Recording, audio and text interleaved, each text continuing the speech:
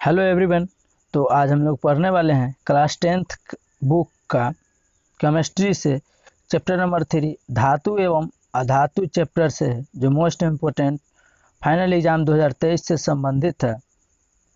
जो most important बार बार काफ़ी बार पूछा गया क्वेश्चन है, तो चलिए उससे संबंधित है। 2023 एग्जाम से संबंधित मोस्ट इम्पोर्टेंट ऑब्जेक्टिव प्रश्न करने वाले हैं, तो आप लोग पूरा अटेम्प्ट कीजिएगा। और देखिए, आज अब पूरा अटेम्प्ट करने के बाद आप लोग देखते हैं कितना सही कर पाते हैं, और कमेंट सेक्शन में ज़रूर बताइएगा कि आप लोग कितना अटेम्प्ट करने के बाद आप लोग को कितना सही हुआ। क्योंकि आप लोग का जो है एग्ज़ाम की तैयारी जो है सो एकदम आसान से आसान तरीका में आप लोग के इस चैनल के माध्यम से तैयार कराया जाएगा। तो आप लोग इस चैनल पर नए हैं तो चैनल को सब्सक्राइब करके नोटिफिकेशन कॉल करके इस ऑल कर लीजिएगा। और अगर वीडियो ही आप लोग का अच्छा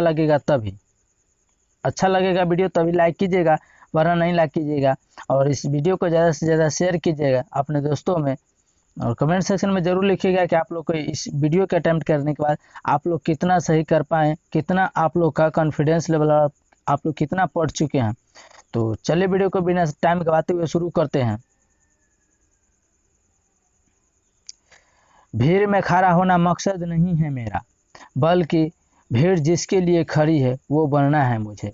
भीड़ में खड़ा होना मकसद नहीं है मेरा, बल्कि भीड़ जिसके लिए खड़ी है वो बनना है मुझे। तो फ्रेंड्स, भीड़ में कभी मत खड़ा होना, बल्कि इतना सोचना है जो भीड़ जिसके लिए खड़ा है वो हमको बनना है। ठीक है, तो लक्ष्य को बड़ा से बड़ा सोचो और उसको करने की राह पर निकल चलो। चलिए नेक्स्ट कर लेते हैं क्वेश्चन नंबर फर्स्ट है, निम्नलिखित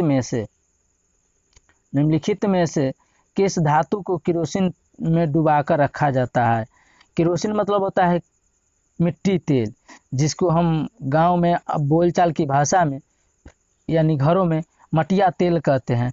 तो निम्नलिखित में से किस धातु को केरोसिन में डुबाकर रखते हैं, यानी कि मटिया तेल में यानी मिट्टी तेल में डुबाकर रखते हैं।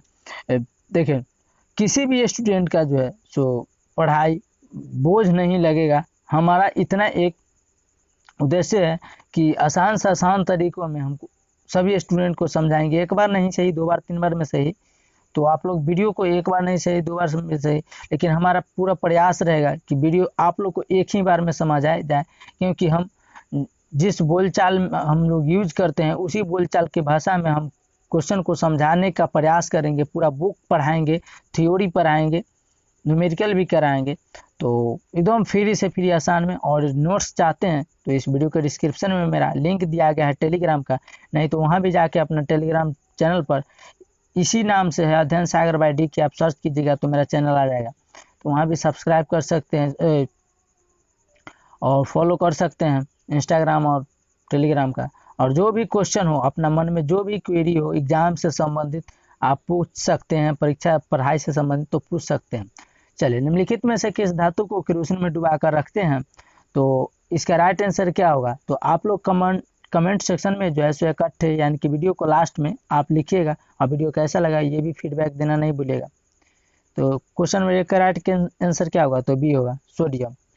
सोडियम जो है सो सोडियम धातु को केरोसिन में डुबाकर रखा जाता है। सोडियम का संकेत होता है Na। सोडियम का संकेत होता है Na, और इसका जो एटॉमिक नंबर यानी कि परमाणु संख्या होता है वो 11 होता है। परमाणु संख्या होता है सो 11 होता है। तो आप लोग कमेंट सेक्शन में बताइएगा, अगर संकेत से संबंधित यानी परमाणु से संबंधित अगर वीडियो चाहते हैं तो 50 मोस्ट इम्पोर्टेंट परमाणु का संकेत और परमाणु संख्या से संबंधित और इलेक्ट्रॉनिक विन्यास से संबंधित हम वीडियो आपको लिए प्रोवाइड करा सकते हैं। चलिए, तो इसका राइट आंसर क्या होगा, सोडियम, जिसका संकेत Na, परमाणु संख्या 11 होता है। नेक्स्ट है, बॉक्साइट निम्नलिखित में से किस धातु का अयस्क है।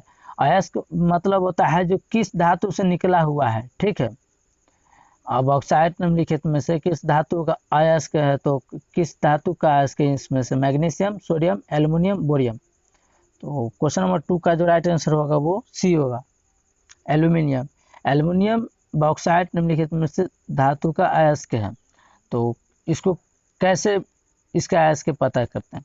मान के चलिए कि इसमें से जो कुछ अशुद्धियाँ निकला हुआ है ना छाट छूट के, जैसे कि मान कर चले घर में माँ बहन हम लोग का आटा जब चालती है तो उसमें से कुछ जैसे चोकर निकल जाता है ना कुछ, और आटा कुछ इस तरफ, तो उसी तरह एल्युमिनियम जो है सो बॉक्साइट में से निकला हुआ कुछ अयस्क यानी कि अशुद्धियाँ। अयस्क किसे कहते हैं उसके बारे में जो है तो आगे डिफाइन करेंगे। और बायोलॉजी बुक पूरा कवर हो चुका है, फिजिक्स पूरा कवर हो चुका है। अगर आप लोग नहीं देखे हैं तो इस वीडियो के डिस्क्रिप्शन में लिंक है, या नहीं तो प्लेलिस्ट चेक करके भी आप देख सकते हैं। चलिए नेक्स्ट क्वेश्चन करते हैं। तो इस चैनल पर नए हैं तो चैनल को सब्सक्राइब करके नोटिफिकेशन कॉल कर लीजिए, क्योंकि अन्य सारे बुक यानी कि एग्जाम से संबंधित कोई भी मोस्ट इम्पोर्टेंट कंटेंट हो तो आपको सही समय पर उपलब्ध हो जाए। तो दोस्तों ज़्यादा से ज़्यादा इस वीडियो को शेयर कीजिए और सब्सक्राइब करना नहीं भूलें और लाइक करना नहीं भूलें, क्योंकि एक लाइक हमें मोटिवेट करता है अगला नेक्स्ट वीडियो लाने के लिए। चलिए नेक्स्ट क्वेश्चन करते हैं। नेक्स्ट है, निम्नलिखित में किस धातु पर वायु का प्रभाव नहीं पड़ता है? निम्नलिखित में से किस धातु है इसमें से जिस पर वायु का प्रभाव यानी कि हवा का प्रभाव मतलब उस पर हवा से कुछ बिगड़ता उगड़ता नहीं है। ठीक है, तो क्वेश्चन नंबर 3 का जो राइट आंसर होगा वो option number A the right answer है, गोल्ड। गोल्ड को जो है सो हवा से कोई प्रभाव नहीं होता, हवा से उसका कोई मतलब ही नहीं होता। देखते होंगे जो सोना वोना पहन लेते हैं तो हवा उसको कुछ बिगाड़ पाता है। तो इसका जो है वायु मतलब होता है हवा, इंग्लिश में इसी को बोलते हैं एयर, तो सोना होगा। तो सोना का संकेत क्या होता है? तो Au परमाणु संख्या 79 होता है, यानी कि 79। Au इसका संकेत होता है, परमाणु संख्या 79 होता है। ठीक है, तो इसके बारे में कुछ फैक्ट बता देते हैं। शुद्ध सोना जो होता है वो 24 कैरेट का होता है, लेकिन आभूषण यानी कि गहना बनाने के लिए जो है सो 24 कैरेट का उपयोग होता है, यानी कि 24 कैरेट का उपयोग बनाने के लिए जैसे 24 कैरेट का उपयोग जो है तो होता है, क्योंकि यह सोना जो होता है सो काफ़ी सॉफ्ट यानी कि मुलायम होता है। 22 कैरेट सोना का मतलब इसमें 22 भाग, लेकिन गहना जो बना शुद्ध सोना होता है 24 कैरेट का, लेकिन जब गहना बनाया जाता है यानी कि जेवर वो 22 कैरेट का ही बनाया जाता है, क्योंकि ये सॉफ्ट मुलायम होता है, एकदम लिक्विड की तरह होता है। तो इसको सॉफ्ट यानी कि हार्ड बनाने के लिए इसमें कुछ मिलाया ना जाना चाहिए ना। तो 22 कैरेट सोना का मतलब होता है, तो गहना जो बनता है वो 22 कैरेट का बनता है। तो 22 कैरेट सोना का मतलब होता है कि इसमें 22 भाग सोना होता है और 2 भाग चांदी या तांबा होता है। चांदी को Ag कहते हैं संकेत, Ag, और कॉपर को Cu कहते हैं। तो इसमें मिश्रित यानी मिला दिया जाता है। उसके बाद यह कठोर बनाने के लिए नहीं तो शुद्ध, ये कठोर बनाने के लिए तो शुद्ध 29 कैरेट का सोना जो होता है सो वो मुलायम होता है। 24 कैरेट का जो सोना होता है वो मुलायम होता है, बता दें। चलिए नेक्स्ट क्वेश्चन करते हैं। नेक्स्ट है, निम्नलिखित में कौन सा लवण समुद्री जल में पाया जाता है? तो इनमें से कौन सा लवण है जो समुद्र में पाया जाता है? तो क्वेश्चन नंबर 4 का जो राइट आंसर होगा वो डी होगा, NaCl यानी कि सोडियम क्लोराइड। सोडियम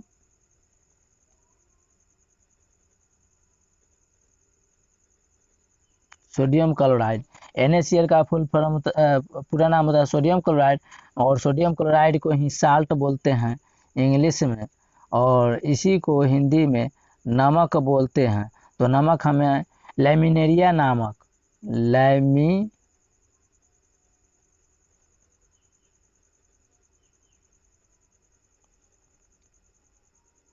लैमिनेरिया नामक घास समुद्र में पाया जाता है, उससे जो है सो नमक प्राप्त किया जाता है हम लोग का। चलिए option number D is the right answer होगा। चलिए नेक्स्ट क्वेश्चन करते हैं। नेक्स्ट है, इनमें किस धातु का विस्थापन उसके लक्षण के विलयन में लोहा द्वारा होता है? इनमें किस धातु का विस्थापन जो है सो उसके लवण के विलयन में लोहा द्वारा होता है, यानी कि लोहा को Fe जिसको आयरन भी कहते हैं। तो किसके द्वारा जो है सो लवण के विलयन में लोहा द्वारा विस्थापन होता है। तो क्वेश्चन नंबर 5 का जो राइट आंसर होगा option number C is the right answer होगा। तांबा, तांबा का संकेत होता है सेयु। तो और परमाणु संख्या जो होता है वो 29 होता है। परमाणु संख्या होता है 29। तो तांबा, तांबा के बारे में कुछ बता देते हैं फैक्ट। इसका जो उपयोग होता है वो वायर बनाने में उपयोग किया जाता है, आप लोग देख चुके होंगे। अच्छा, किसी किसी बड़े बड़े इलेक्ट्रिक सामान में जो है सो इसका उपयोग किया जाता है, जो येलो कलर का होता है, सोना टाइप का। नेक्स्ट करते हैं। नेक्स्ट है, निम्नलिखित में कौन सी धातु साधारण ताप पर द्रव रूप में पाई जाती है। तो निम्नलिखित में से कौन सा धातु जो साधारण ताप पर यानी कि नॉर्मल टेम्परेचर पर जो है सो द्रव रूप में यानी कि द्रव में रहता है। साधारण ताप पर मतलब वो पहले से ही द्रव रहता है। तो द्रव किसको कहेंगे, जो दुनिया में जितना चीज बहने वाला है ना, बहने मतलब समझ रहे हैं, जिसको हम लुढ़के यानी कि मान के चले हम उसको गिरा दिए तो पसर जाता है, यानी कि पूरे में। तो वो दुनिया में जितना चीज बहने वाला है वो सब द्रव है। तो वो पहले से ही द्रव यानी कि नॉर्मल टेम्परेचर पर, जो नॉर्मल टेम्परेचर रहता है, साधारण रहता है पूरे दिन में, उसमें जो है सो द्रव अवस्था में पाया जाता है। उसको क्या कहते हैं, लिथियम लेड, लेड मतलब होता है शीशा, जिसका संकेत होता है Pb। लिथियम, लिथियम का संकेत होता है Li। मरकरी Hg, और सिल्वर यानी कि Ag। तो इनमें से कौन है जो साधारण टेम्परेचर यानी कि साधारण ताप पर जो है द्रव में पाया जाता है। तो option number C is the right answer, पारा। पारा जो है सो साधारण ताप पर द्रव अवस्था में पाया जाता है। अब कुछ लोग का जो है सो पारा पता नहीं होगा कहाँ होता है। तो आप जब फीवर होता है किसी को, जब हम लोग का फीवर होता है, फीवर मतलब समझ रहे हैं ना, बुखार, बुखार होता है, जो डॉक्टर साहब जो देते हैं टेम्परेचर मापने के लिए, टेम्परेचर मापने के लिए जो देता है थर्मामीटर, वो उस जो झाड़ने वाला होता है, डिजिटल नहीं, जो झाड़ने वाला होता है शीशा टाइप का रहता है, उसमें जो है सो पारा रहता है। तो डॉक्टर साहब क्या देखते हैं, ऊपर करके पारा ही देखते हैं, जो पारा कितना उस पर टेम्परेचर के कारण, मतलब शरीर में जितना टेम्परेचर रहेगा तो वो घुलेगा ही, घुलेगा मतलब वो पसीजेगा ही, और पसीजेगा तो जितना ज़्यादा टेम्परेचर हमारे शरीर में रहेगा, टेम्परेचर रहेगा ज़्यादा तो बुखार रहेगा। तो 37 डिग्री सेल्सियस जो होता है तो टेम्परेचर हमारा शरीर का नॉर्मल होता है, और फ़ारेनहाइट में होता है 98 समथिंग।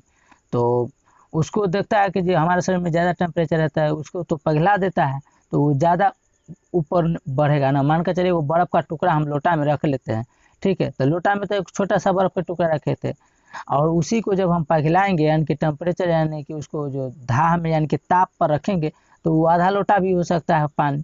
उसी तरह है, उसमें जो पहले रहता है वो जमा हुआ रहता है, जब पैकिंग रहता है उस कोई पैक में रहता है किसी में, तो और उसके हमारा शरीर का टेम्परेचर मिलते हुए पिघलने लगता है, और पिघल कर वो थोड़ा सा जितना टेम्परेचर रहता है वो वहाँ पर भर चुका होता है। तो इसी तरह बताते हैं कि नहीं इसका 106, 99, 98, 102, 5 जो इसका फीवर है, तो इसी तरह इलाज किया जाता है।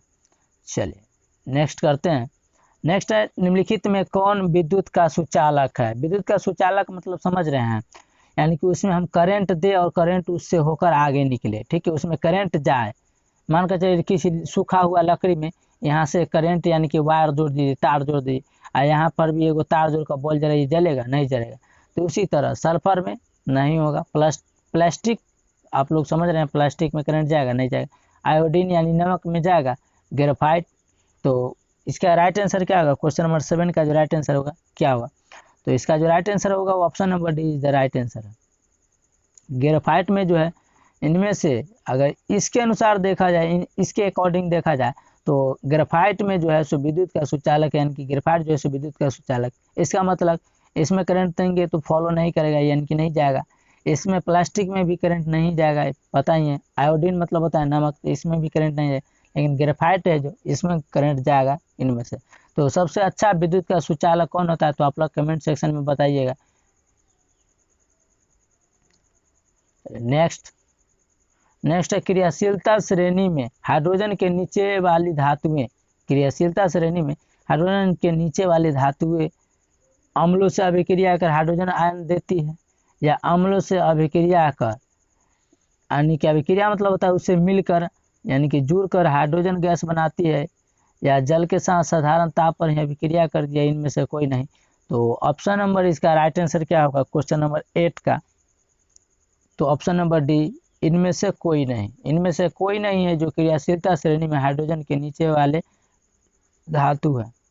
ठीक है, तो क्वेश्चन पूरा अटेम्प्ट करने के बाद आप लोग फीडबैक और क्वेश्चन कैसा लगा, प्रश्न कैसा था, क्योंकि एग्जाम 2023 एग्जाम से संबंधित मोस्ट इंपोर्टेंट क्वेश्चन है हमारा गेस किया हुआ। चलिए नेक्स्ट क्वेश्चन है,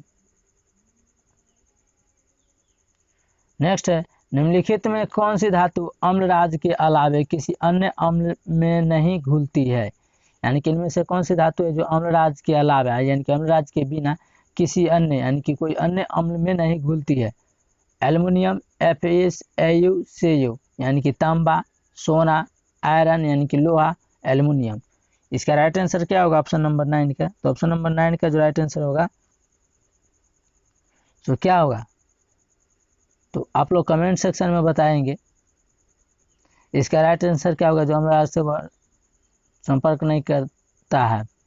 तो क्वेश्चन नंबर इसका राइट आंसर क्या होगा, तो ऑप्शन नंबर इसका जो होगा,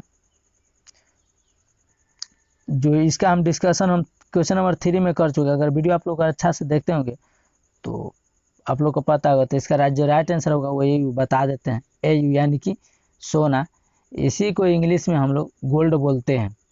जो इसका जो परमाणु संख्या होता है वो कितना होता है, 79 होता है, और संकेत एयू है, पता ही है। चलिए नेक्स्ट करते हैं, इसका क्वेश्चन डिस्कशन जो है क्वेश्चन नंबर 3 में हम अच्छा से कर चुके हैं। नेक्स्ट है निम्नलिखित में से किस विधि द्वारा लोहे की कड़ाही को जंग लगने से बचाया जा सकता है, यानी कि इनमें से कौन सी विधि द्वारा जैसे लोहे की कड़ाही को जंग लगने से बचाते हैं? ग्रीज का लेपन करके, रंगाई करके, या जस्ता की परत चढ़ाकर, इनमें से सभी के द्वारा। तो क्वेश्चन नंबर 10 का राइट आंसर क्या होगा, तो क्वेश्चन नंबर 10 का जो राइट आंसर वो option number C is the right answer है, जस्ता की परत चढ़ाकर, यानी कि लोहे की कढ़ाई को जो है सो हम जस्ता से यानी कि जेडन इसका संकेत होता है, तो जेडन का जो है सो परत चढ़ा देते हैं, यानी कि उसको पेंटिंग कर देते हैं पोताई जस्ता से। चलिए नेक्स्ट करते हैं, नेक्स्ट है क्वेश्चन नंबर,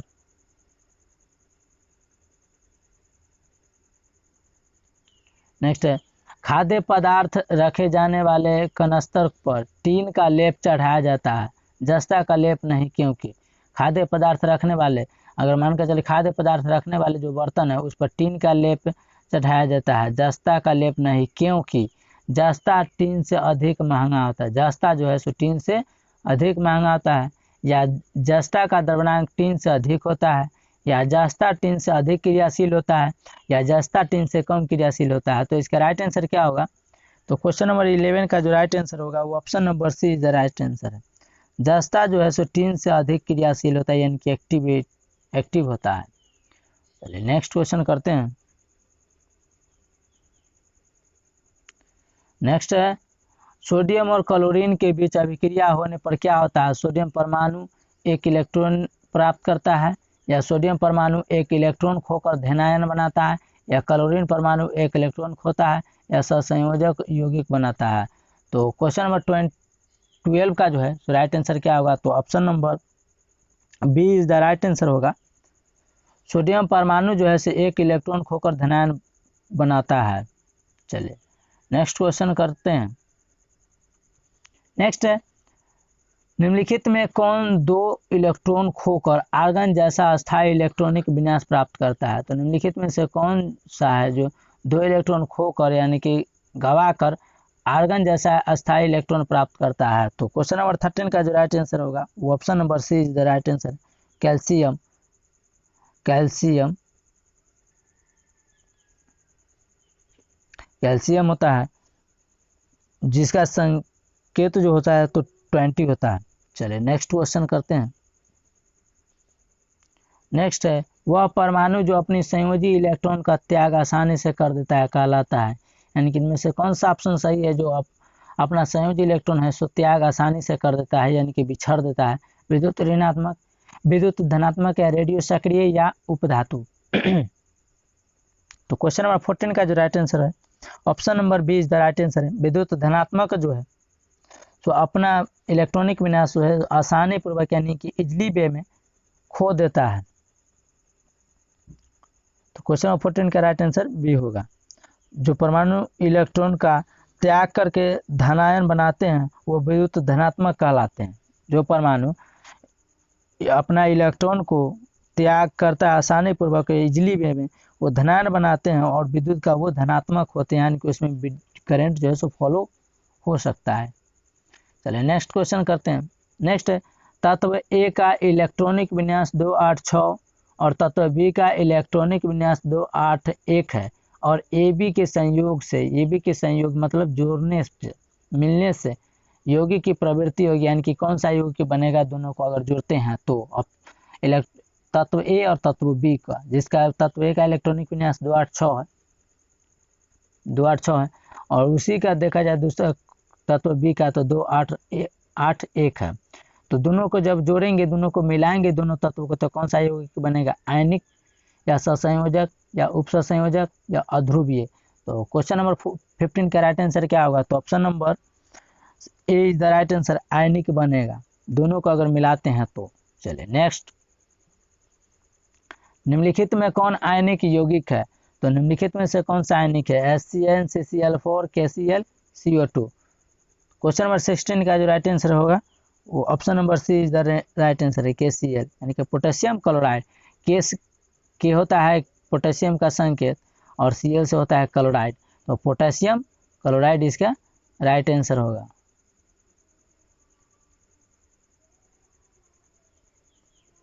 चलिए नेक्स्ट क्वेश्चन कर लेते हैं। नेक्स्ट है चांदी के चम्मच को लंबे समय तक खुली वायु में छोड़ देने पर उसकी सतह काली हो जाती है।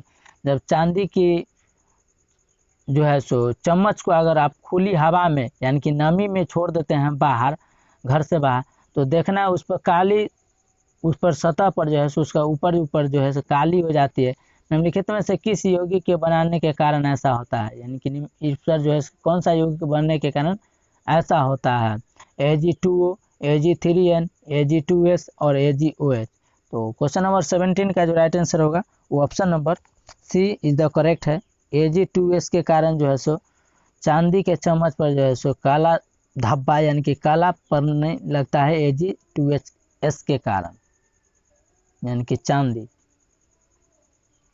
चलिए नेक्स्ट है ए और बी परमाणु के संयोग से आयनिक बंधन तब बनता है जब ए और बी के परमाणु के संयोग से यानी कि मिलने से आयनिक बंधन तब बनता है जब ए और बी दोनों इलेक्ट्रॉन प्राप्त करते हैं। जब ए और बी दोनों इलेक्ट्रॉन त्याग करते, प्राप्त मतलब अपनाते हैं, त्याग मतलब छोड़ देते हैं। ए धातु और बी अधातु होना चाहिए, ए और बी दोनों धातु। तो क्वेश्चन नंबर 18 का राइट आंसर क्या होगा, क्वेश्चन नंबर 18 का जो right answer option number C, A अधातु और बी, ए धातु और बी अधातु हो, यानी कि ए धातु यानी कि मेटल और बी नॉन मेटल हो, तब जो है सो ए और बी परमाणु के संयोग से आयनिक बंधन बनता है। चलिए नेक्स्ट है निम्नलिखित में पित्तल किसका उदाहरण है, तो इनमें से कौन सा है जो पित्तल उदाहरण है। तो आप लोग देखेंगे पित्तल का जो है फुली टाइप का रहता है, तो धातु है अधातु है, मिश्र धातु का उदाहरण है या यौगिक का उदाहरण है। तो क्वेश्चन नंबर 19 का जो राइट आंसर होगा option number C is the right answer है, यौगिक। इसके बारे में कुछ फैक्ट बता देते हैं। दो या दो से अधिक धातुओं अथवा एक धातु या एक अधातु का संयोग यानी कि मिश्रण से मिश्र धातु बनता है। जैसे पित्तल यानी कि इंग्लिश में ब्रास बोलते हैं, तांबा यानी सेयो एवं जस्ता यानी कि जेडन का मिश्र धातु है यौगिक। चलिए तो आई होप ये वीडियो आप लोग को अच्छा लगा होगा। तो दोस्तों अगर वीडियो अच्छा लगा होगा तो ज़्यादा से ज़्यादा लाइक कीजिए और अपने स्टडी ग्रुप में शेयर करना नहीं भूलिएगा। और अगर इस चैनल पर नए हैं तो इस चैनल को सब्सक्राइब करके नोटिफिकेशन कॉल कर लीजिएगा, क्योंकि आपके एग्जाम से संबंधित है जो मोस्ट इम्पोर्टेंट कंटेंट आपको प्रोवाइड हो जाएगा। और इसका नोट्स जो है सो फ्री में पाना चाहते हैं तो हमारा टेलीग्राम का जो लिंक है इस वीडियो के डिस्क्रिप्शन में नीचे दिया गया है, तो आप लोग वहाँ जाकर हमको टेलीग्राम, इंस्टाग्राम और फेसबुक पर फॉलो और पेज पर कर सकते हैं, वहाँ से आप नोट्स पा सकते हैं। और नहीं तो टेलीग्राम में जाइए और वहाँ लिखिएगा अध्ययन सागर बाईडी के, और नहीं तो इंस्टाग्राम में जाइए वहाँ लिखिएगा अध्ययन सागर बाईडी के, नहीं तो फेसबुक पर जाइए वहाँ लिखिएगा अध्ययन सागर बाईडी के। तो आप कहीं भी एग्ज़ाम से संबंधित आप हम फॉलो कर सकते हैं और फ्री नोट्स पा सकते हैं। जहाँ देखिए वहाँ एग्ज़ाम से संबंधित अपने आप दिमाग में जो है सो वही क्वेश्चन बार बार रिपीट होता रहेगा, अपने आप याद होता चला जाएगा। ज़्यादा टेंशन लेने की कोई ज़रूरत नहीं। चलिए मिलेंगे नेक्स्ट वीडियो में नेक्स्ट टॉपिक के साथ। आज के लिए इतना है। Thank you. जय हिंद, जय भारत।